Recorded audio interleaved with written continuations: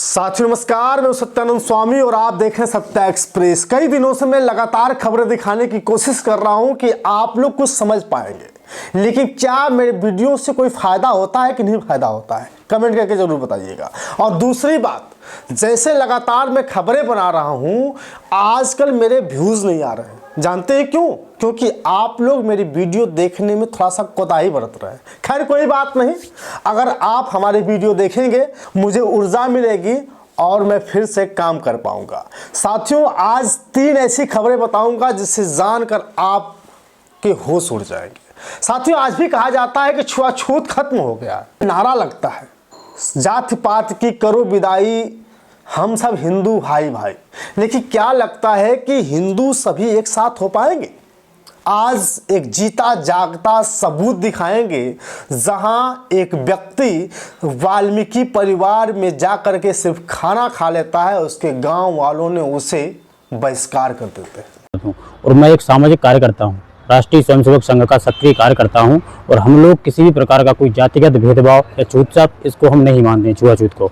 तो अभी पिछले महीने एक घटना मेरे साथ घटी कि हमारे ग्राम पंचायत पिपरिया पुआरिया में वाल्मीकि परिवार में संतोष परोचे के यहाँ श्राद्ध कार्यक्रम में, उसके पिताजी के श्राद्ध कार्यक्रम में हम भोजन करने चले गए। तो हम जब भोजन करने पहुंचे तो हमारे साथ पूरे हमारे राष्ट्रीय स्वयंसेवक संघ के हमारे कार्यकर्ता और हमारे ही ग्राम पंचायत पिपरिया पुआरिया के शिक्षक सत्येंद्र रघुवंशी, वो भी हमारे साथ गए। तो सत्येंद्र रघुवंशी जी ने ये पूरा जो हमने भोजन किया वाल्मीकि परिवार में, उसकी वीडियो बना ली। क्योंकि चूंकि मैं एक करार समाज से हूँ, धाकड़ समाज से, तो उन्होंने वीडियो बना के गांव में ये वीडियो डाल दिया कि भाई परोचे परिवार में, वाल्मीकि परिवार में एक करार समाज के लड़के ने भोजन कर लिया, एक सामाजिक सौहार्द बिगाड़ने के उद्देश्य से। तो उस वीडियो के माध्यम से गाँव के लोगों ने मेरे पिताजी का सामाजिक बहिष्कार कर दिया। उसके ही घटना के बाद दूसरे दिन एक कार्यक्रम था जिसमें मेरे पिताजी को नहीं बुलाया गया। मेरे पिताजी को मानसिक रूप से बहुत प्रताड़ित कर रहे हैं, मेरे पिताजी के साथ छुआछूत भेदभाव कर रहे हैं। 2 दिन बाद पंचायत हुई, तो पंचायत में ग्राम के सरपंच श्री भगवान सिंह पटेल द्वारा ये कहा गया कि ये जो आपने अपराध किया है, करार समाज में आपने एक सामान्य जाति के हो और आपने वाल्मीकि समाज में भोजन कर दिया, एक हत्या से बड़ा अपराध है, गौ हत्या से बड़ा अपराध सरपंच साहब ने बताया, जिसकी ऑडियो रिकॉर्डिंग मेरे पास पूरी है। पंचायत की पूरी 55 मिनट की रिकॉर्डिंग है, उसमें ये बताया। तो मैंने कहा हम तो उदयपुरा में रह रहे हैं, हमारा बहिष्कार करो। आप पिताजी का क्यों कर रहे हो? वो गाँव में रह कर, यदि पिताजी का बहिष्कार नहीं करवाना चाहते तो पिताजी का जिंदे में आप उनका पिंडदान कर दो, उन मुंडन करवा लो, श्राद्ध कार्यक्रम कर दो, उसकी भी मेरे पास पूरी रिकॉर्डिंग है। एक तरफ चर्चा होती है कि जाति पात की करो विदाई, हम सब हिंदू भाई भाई। तो एक बात समझ लीजिए, आपके लिए हिंदू राष्ट्र देश बन जाए या ना बने, ये देश भारत है, भारत रहेगा। लेकिन चाहे हिंदू राष्ट्र बन जाए, चाहे सभी लोग हिंदू बन जाए, अगर उनके निगाह में ये बस चुका है कि आप दलित हो, आप वाल्मीकि समाज से हो, आप SC ST OBC के हो, तो मैं आपको बता रहा हूं कि आपके घर पे खाना नहीं खाएंगे। वो खाना नहीं खाएंगे, आपके छुआ हुआ लोटा नहीं छुएंगे, ना ही आपके द्वारा दिया गया पानी पिएंगे, क्योंकि आप छोटी बिरादरी से आते हैं। भले ही उनके दिमाग में ये आ जाए कि हम सब तो हिंदू ही हैं, लेकिन फिर भी उनके गले में ये बसा रहेगा, नहीं ये हिंदू नहीं है बल्कि दलित है, ये हिंदू नहीं है ये दलित है, ये तुच्छ जाति का है, ये छोटी जाति का। साथियों, इस वीडियो से यही समझ में आता है, क्योंकि जब से मैंने इस वीडियो को देखा है मैं आग से लग गई है कि भैया एक तरफ बागेश्वर धाम वाले साधु संत मिल करके, सभी साधु संत, पूरे देश भर के साधु संत मिल करके कहते हैं कि जाति पात की करो विदाई, हम हैं सब हिंदू हैं, सब भाई भाई। तो सब भाई भाई कैसे हो गए जब एक दूसरे के यहाँ कोई खाना नहीं खा सकता? एक गरीब घर के यहाँ, एक छोटी जाति के यहाँ खाना खाने के बाद उसको बहिष्कार कर दिया जाता है। साथियों, इतना ही नहीं, लोग कहते हैं कि हमारे शेष वाले हैं, लोग कहते हैं कि हम सनातनी हैं। जब एक सनातनी के ऊपर आँच आती है तो सभी सनातनी साथ नहीं देते। आपको पता है, एक शख्स जो आप देख रहे हैं, ये शख्स वही शख्स है जिसने PR गवई साहब, जो सुप्रीम कोर्ट के पूर्व न्यायाधीश थे, उनके ऊपर जूता फेंका था। सिर्फ जानते हैं किस लिए? क्योंकि वो विष्णु भगवान के बारे में कह दिए थे कि विष्णु भगवान के पास शक्ति है तो जाओ उन्हीं से कह दो कि वो अपना सिर लगवा ले। इस बात से नाराज होकर के राकेश नाम का ये वकील BR गवई साहब के ऊपर जूता फेंकता और सनातन धर्म का जिंदाबाद करता है। लेकिन जब उसे कोर्ट परिसर में जब कुछ लोगों ने इसे पीटना शुरू किया तो चिल्लाने लगा कि सनातनी भाई आइए मेरी मदद करिए, इसका खुद बयान है कि सनातनी कोई साथ नहीं आया। सोचिए। तब मैंने सनातन धर्म की जय हो करके नारा भी लगाया, एक नहीं कई बार लगाए। मैंने ये सोचा कि शायद सनातनी आए, कुछ बात बीच बचाव कराएं, मैं जब नहीं कराया तो नहीं कराया, कोई बात नहीं है।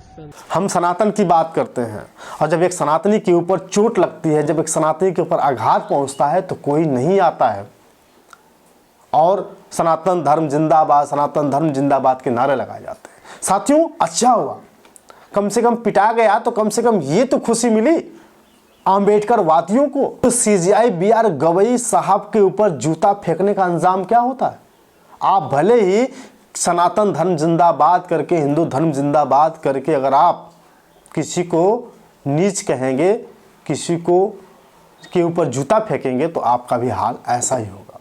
साथियों सोचिए, इसके मुंह से फिर भी सनातन धर्म जिंदाबाद के नारे लग रहे हैं। लेकिन नवयुवक नेता नगीना के सांसद चंद्रशेखर आज़ाद के ऊपर कुछ लोगों ने आरोप लगा दिया है कि ये QR कोड भेज करके पैसा मांगते हैं। साथियों, चंद्रशेखर आज़ाद रावण जब आए तब लोगों की उम्मीद जगी, दलितों की उम्मीद जगी, बहुजनों की उम्मीद जगी कि कोई ऐसा लड़का हमारे लिए कुछ करेगा।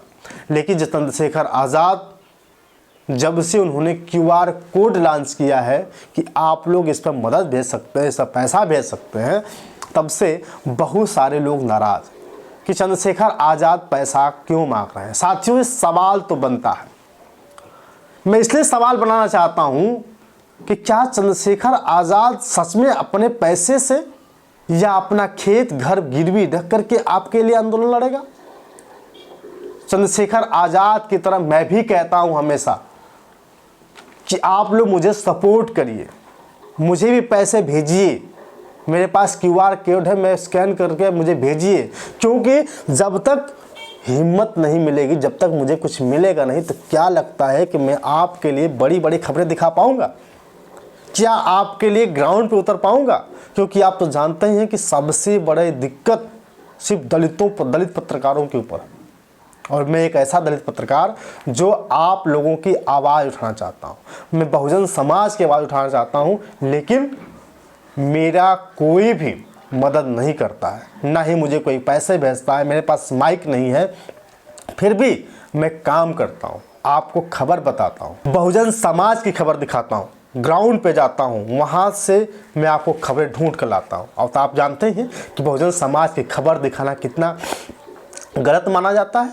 बहुजन समाज की अगर कोई खबर दिखाता है तो कहीं ना कहीं उसके ऊपर प्रताड़ना होती है, सरकार के खिलाफ आवाज़ उठाता है तो प्रताड़ना होती है। आंदोलन को बढ़ाने के लिए, इस आंदोलन को आगे ले जाने के लिए पैसों की ज़रूरत पड़ेगी। जब तक मनी नहीं रहेगा, जब तक मीडिया नहीं रहेगी, तब तक आपके लिए कुछ नहीं हो पाएगा।